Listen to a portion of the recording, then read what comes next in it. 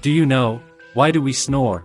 Well, snoring is a noisy rattling sound occurring during sleep. Snoring is basically caused due to obstruction of air in our respiratory tract. During breathing, we take in air through nose or mouth, which then passes down the throat into the lungs. Normally, when we are not sleeping, our mouth parts like soft palate and uvula keep this tract wide open, allowing air to pass easily.